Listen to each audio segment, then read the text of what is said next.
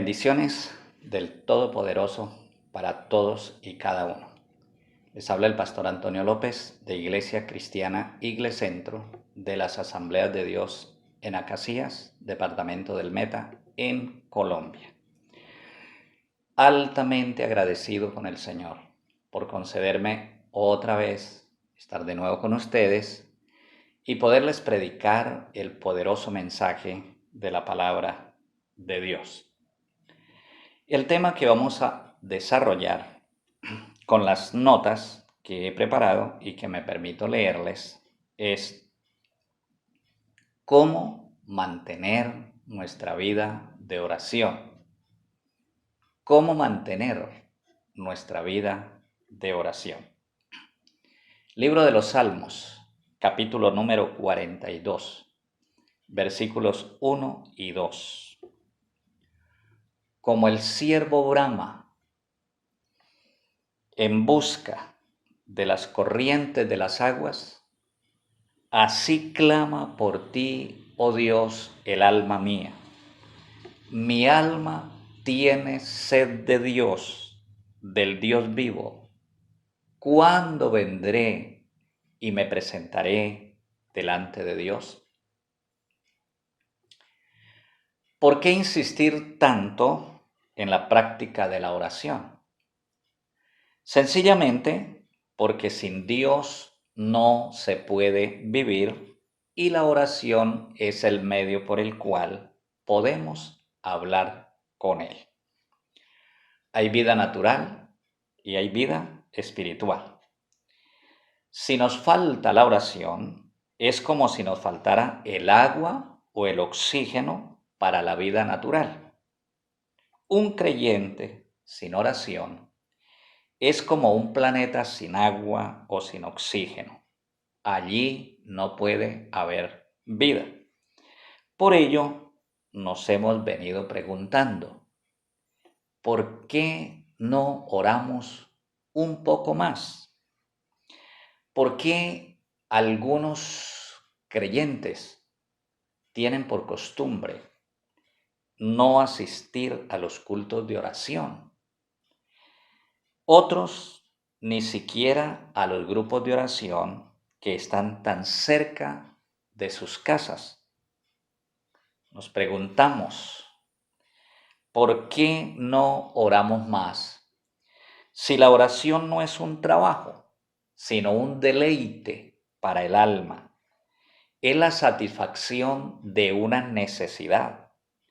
Es como poder calmar la sed o el hambre o poder descansar, dormir. Nos preguntamos, ¿por qué no oramos más? Si la oración es la llave poderosa para cambiar todas las cosas.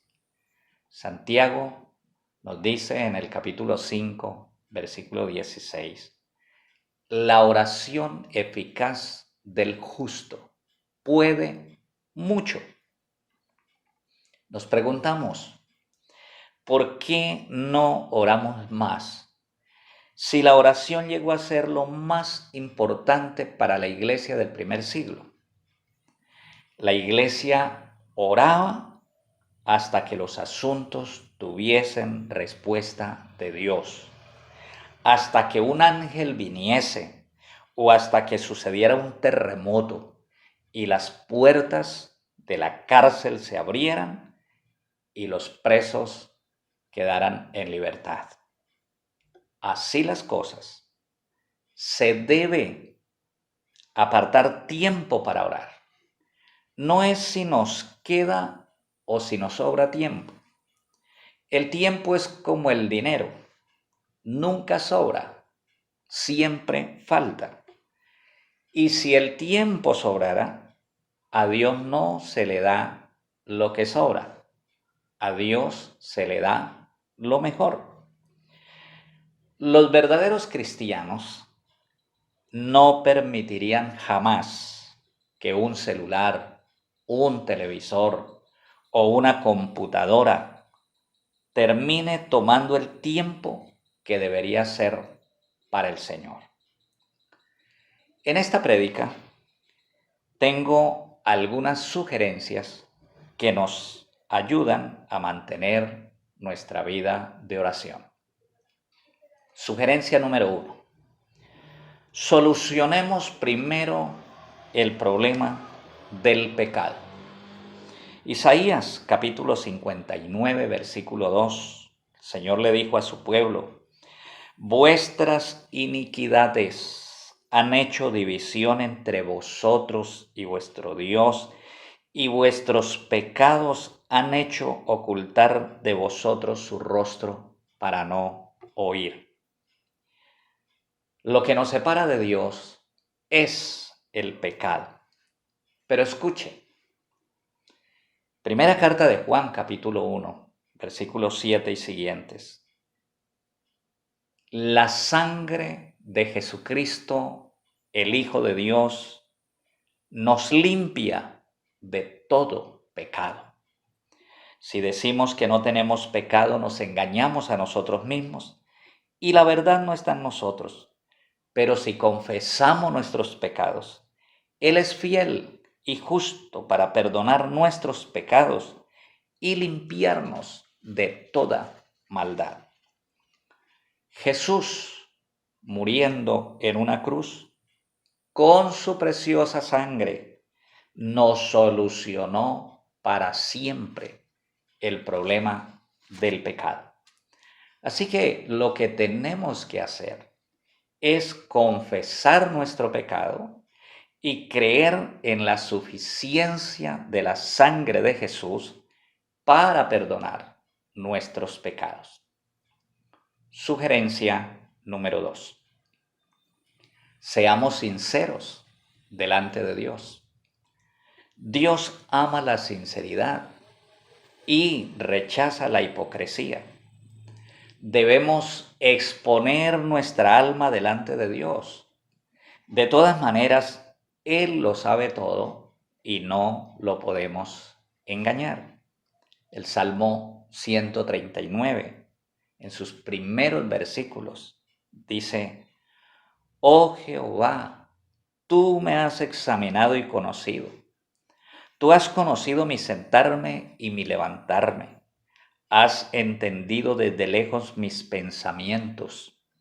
Has escudriñado mi andar y mi reposo, y todos mis caminos te son conocidos. En Primero de Crónicas, capítulo 28, versículo 9. Tú, Salomón, hijo mío, reconoce al Dios de tu Padre y sírvele con corazón perfecto y con ánimo voluntario, porque Jehová escudriña los corazones y entiende todo intento de los pensamientos del hombre. El corazón puede engañar a otros, nos puede engañar a nosotros mismos, pero no podrá engañar a Dios. Él lo escudriña, lo prueba, lo juzga y lo castiga si fuera necesario. Dios ama la sinceridad de un corazón contrito y humillado. El Salmo 51, 17 dice: los sacrificios de Dios son el espíritu quebrantado. Al corazón contrito y humillado no despreciarás tú, oh Dios. Sugerencia número 3. Apoyémonos en la persona divina del Espíritu Santo.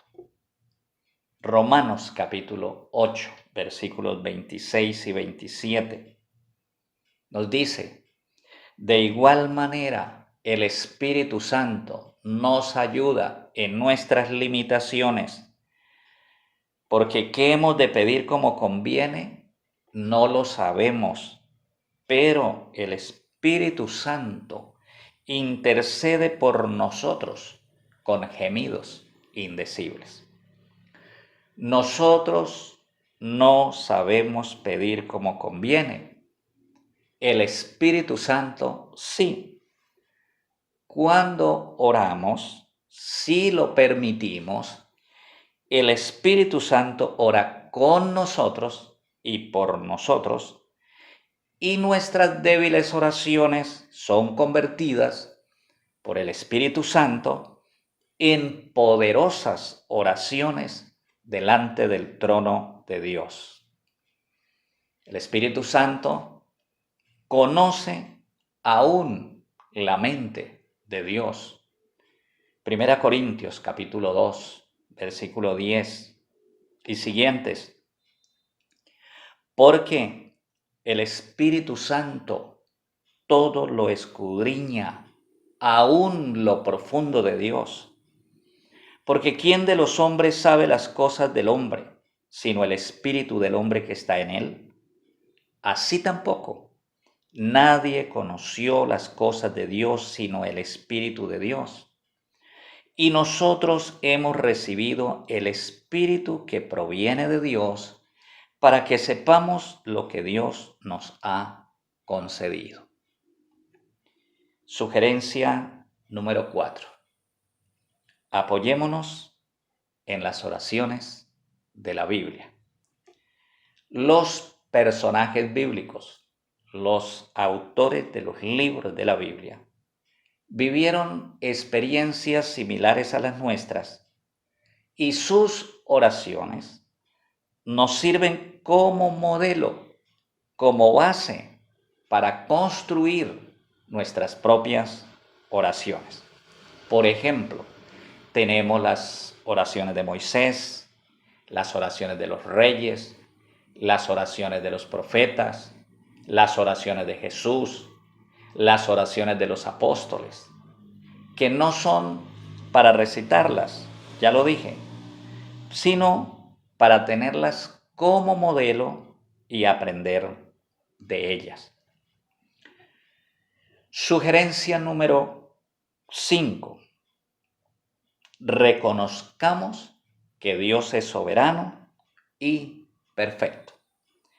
Necesitamos confiar en la sabiduría y las perfecciones de Dios cuando nuestras oraciones no tengan la respuesta que esperábamos. Una niña, hija de una pareja pastoral, nació de casi 7 meses, días menos, a consecuencia de un terremoto. Sucedió el aborto. Los padres no podían aceptarlo. Ellos siempre soñaron, siempre quisieron, como cualquier pareja, tener una niña saludable, robusta, fuerte. Mucho fue lo que ellos lamentaron, se angustiaron por lo que pasó. Pero Dios hizo que la niña sobreviviera. Hoy esa niña es una adoradora del Señor, sirve en el altar, en su iglesia. Esto lo oí, lo escuché de su propio abuelo, un pastor con más de 60 años de ministerio, condecorado por nuestro concilio como un héroe de la fe. Un día llegaremos al cielo, donde entenderemos que los grandes silencios de Dios fueron las sabias respuestas a nuestras oraciones. Y tal vez allí lloraremos de admiración y gratitud, pues la palabra dice en Apocalipsis 21:4, enjugará Dios toda lágrima de los ojos de ellos, y ya no habrá muerte, ni habrá más llanto, ni clamor, ni dolor, porque las primeras cosas pasaron. Sugerencia número 6. Anticipémonos al mal. Jesús, cuando habló de la oración, nos enseñó a decir: Padre nuestro que estás en los cielos, no nos dejes caer en tentación, mas líbranos del maligno, porque tuyo es el reino, y el poder y la gloria por los siglos. Note que la oración debe ser una oración preventiva. Debe hacerse antes que venga el mal, antes que entremos en alguna tentación. Entonces, es preferible orar en las primeras horas del día, en la mañana, tener como primer deber del día orar a Dios. Esa oración nos dará protección durante el día ante los ataques del mundo, la carne y el diablo, que son nuestros tres enemigos a vencer. Esa oración nos mantendrá emocionalmente estables y equilibrados. Estaremos todo el día motivados, contentos y entusiastas. Un día sin oración es un día confuso, es todo un enredo, parece que todo sale mal. Es indispensable comenzar la semana en el santuario de Dios, en la casa de Dios. El primer día de la semana es el día del Señor, no el día de otras cosas, sino el día del Señor. Esto nos dará protección espiritual y estabilidad emocional durante la semana. El tiempo que pasamos en oración es nuestro tiempo de comunión con Dios, y en eso consiste nuestra fortaleza espiritual. Esa vida de oración debe ser tanto personal como colectiva o congregacional. La una sin la otra es incompleta. Por lo tanto, no debemos faltar a nuestros cultos de oración, a nuestros cultos del primer día de la semana, ni a nuestros ayunos congregacionales, donde también se ora ampliamente. Concluyo con un texto del libro de Apocalipsis, capítulo número 8, versículos 4 y 5. Y de la mano del ángel subió a la presencia de Dios el humo del incienso con las oraciones de los creyentes. Y el ángel tomó el incensario, y lo llenó de fuego del altar y lo arrojó a la tierra. Y hubo truenos y voces y relámpagos y terremotos. Nuestras oraciones son enviadas al cielo y sus efectos vuelven a la tierra porque ellas liberan poder de Dios. Oremos. Amado Dios y Padre, te adoramos, te bendecimos y te exaltamos. Gracias por amarnos tanto, por perdonar nuestros pecados, por oír nuestras oraciones y por tener cuidado de nosotros. Enséñanos a orar y a depender más de ti. Proponemos en nuestro corazón orar diariamente un poco más. Espíritu Santo, acompáñanos y ayúdanos en nuestras oraciones, porque nosotros no sabemos orar como conviene, pero tú sí lo sabes hacer de la manera más perfecta. En el nombre de Jesucristo, el Hijo de Dios, hemos orado. Amén. Que Dios los bendiga más y más. Gracias por atender a la palabra y gracias por compartir este mensaje para que otros también puedan ser bendecidos con la palabra de Dios. Amén. No hay lugar más alto, más grande que estar a tus pies, que estar a tus pies. No hay lugar más alto.